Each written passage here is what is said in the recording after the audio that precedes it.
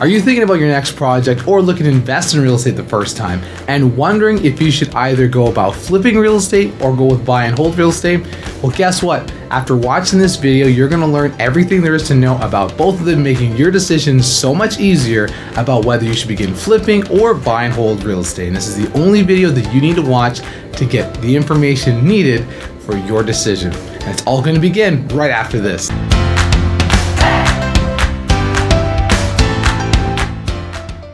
Hi everyone, I'm Josh Tavares, investor and realtor with the eXp Realty Brokerage. It'd be so amazing if you can help us out and hit the like button, hit the subscribe button, and hit the notification bell to get updates on our newly uploaded content. And also, if you guys are looking to invest in the US with great price points, great cash flow, low responsibility, let's book a call, let's partner together, and let's grow your portfolio.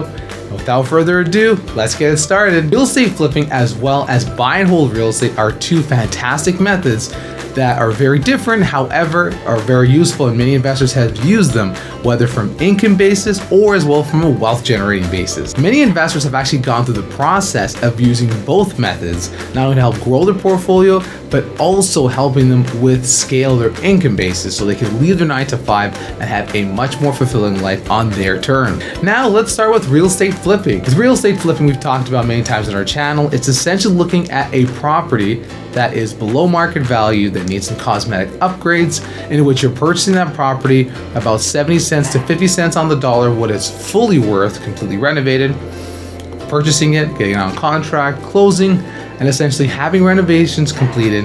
And then once those renovations are completed, putting it on the market and selling it for a higher profit. When interest rates were really low, this was a hot method that all investors were using on a daily basis to go about scouting for properties, building their contracting team, finding these properties, getting them renovated and closing and making a massive amount of income, especially on the margins. In a lot of upcoming neighborhoods like the Niagaras, the Hamiltons, the last 10 years or so, this has been a fantastic method for investors who were very much ahead of the curve to go to these neighborhoods, find distressed properties in up-and-coming areas in these cities, find them, get them on contract, get them all repaired and restored to a cosmetic state that's very appealing, and then go about selling it to their target audience for a massive profit. With interest rates changing how the market is taking place, it's actually been less enticing to do flipping.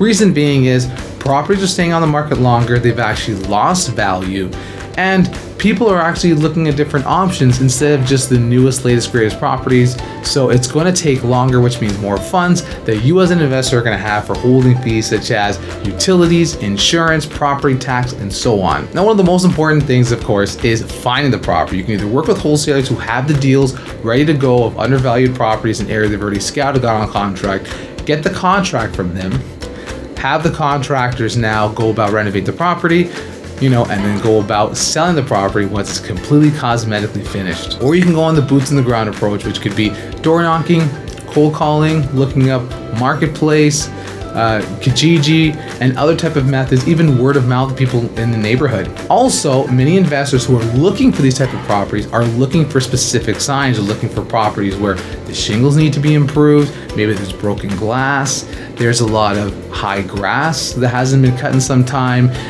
they have maybe snow that hasn't been shoveled, there's an old vehicle that's run down and all rusted. So these are certain key indicators to show that someone's probably not living there, or they're going through a tough time, that they're not able to upkeep with the property, to show that by going to these people and asking if they're looking to sell can actually help them with their situation.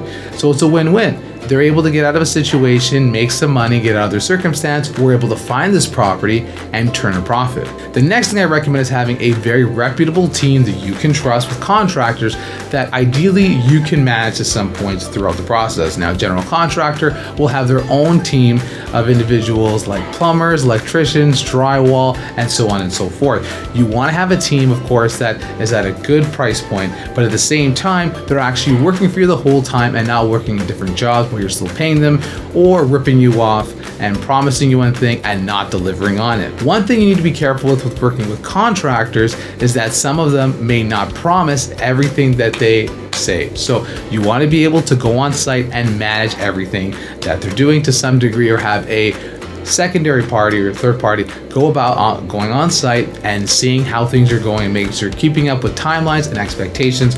I've heard of many investors that have blown over $100,000 in renovations and didn't get what they were promised, and the contractor at times completely disappeared, and they were not able to get the project fulfilled, and they had to go with another contractor to fix that contractor's mistakes, and it was a completely horrible situation. And with all this, as being a flipper, it's very important to understand the market, what properties are going for in the neighborhood. Remember, this is a step before anything where you want to know your research, you want to understand the neighborhood, know what price points are going for, you need to know your target audience and know what they're looking for, what type of home they want, the characteristics that make the most sense, so then you can go about finding these properties, catering it to these type of families, and then selling it to them for a profit. Remember, we don't want to have a home that is really meant for a couple with maybe a dog and then have the expectation to sell it to a family of like 3 kids. It's not going to make sense, right? So we want to make things, understand our target audience very, very well,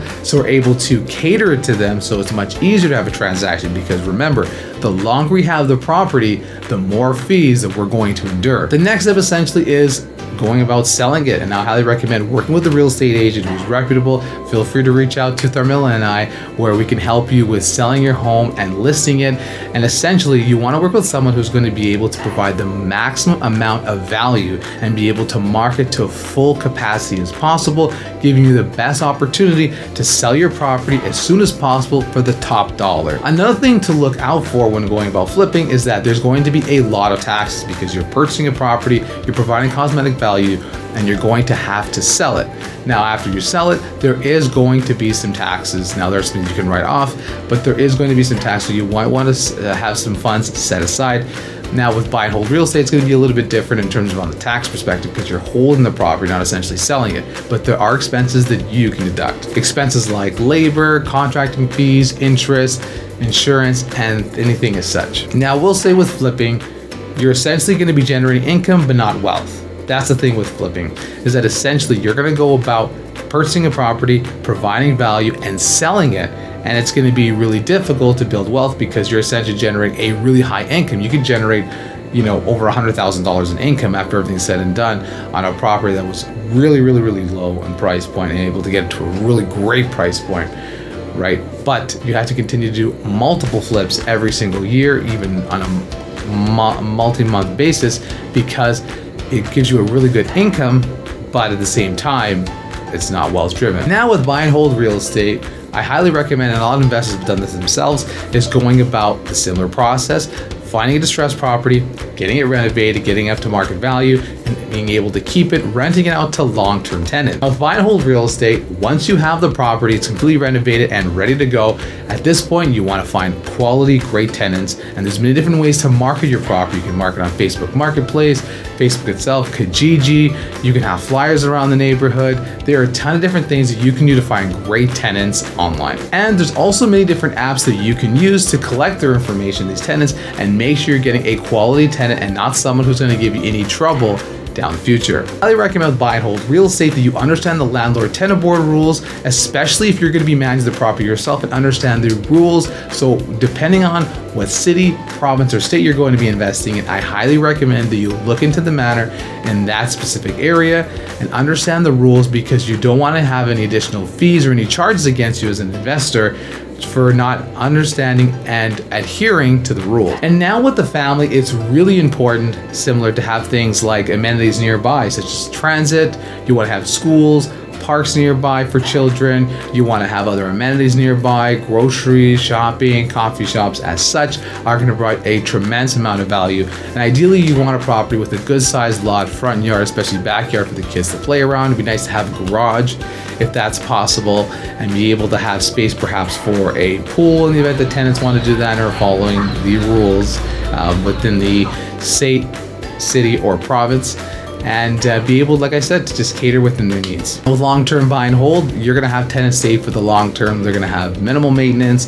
They're going to take care of the property. Great things are going to come out of it. You're going to get cash flow, wealth building, and it's going to be a really, really good opportunity to build long-term wealth and scale because you're having these tenants, they're paying down your mortgage, your equity is growing. You can eventually refinance and use those funds to purchase other properties that we've mentioned many times on this channel. Personally, for us, we highly recommend that you get involved with a property management company. It saves you time and effort, and to be honest, it's only going to cost you about 8 to 12% of the rents. If your property makes sense in terms of its cash flow percentages, then I highly recommend getting involved with that. And essentially, for those of you who are not very familiar with property management companies and their fulfillment, with property management companies, they're going to go about collecting rents, they're going to file paperwork when needed, they're going to reach out to contractors to get work done. However, I want you to understand that in terms of for maintenance fees, it's going to come out of the rents.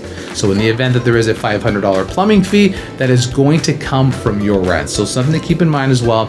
And they're going to be able to get you in contact with other specialists, such as a paralegal if need be, if you're having issues with the tenant. However, you're going to pay for that. That's going to be an additional fee on top. But that is something that they have access to, or resources or team they have access to. It's probably going to cost you about $1,000, $2,000 depending on the situation in case.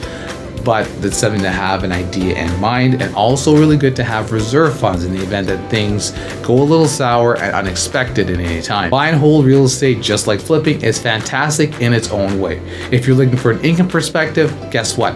Flipping is the way to go. You can flip multiple properties, get a really high amount of income monthly. At this point in time with the markets, become a little more challenging to do so on a consistent basis, but it can still be done. However, with the buy and hold side, it's not as high on the income side, but over time, by having enough properties that cash flow at a really good rate, you can be able to relieve your job, or yours and even your spouse's, depending on how things are going, what types of projects and so on that you're working on, to generate enough income to remove yourself out of the 9-to-5 grind. So both are really good at what they can do, but one of them, of course, is really good for flipping, is really good for income bases, and of course with buy and hold real estate is great with wealth building and help you with duplication and help, like I said, build wealth. I hope that video is super helpful, insightful, and gives you all the information that you need to know on whether you should invest with flipping or invest with buy and hold real estate. I'm Josh Tavares, investor and realtor with the EXP Realty Brokerage. It'd be so amazing if you can help us out. Hit the like button, hit the subscribe button, and hit the notification bell to get updates on our newly uploaded content. And then once again, guys, if you guys look to invest in real estate in the US, high cash flow, low price point, low involvement, let's partner together. Book a call below in the description. Looking forward to seeing you guys then. All right, take care. Thanks so much. See you again.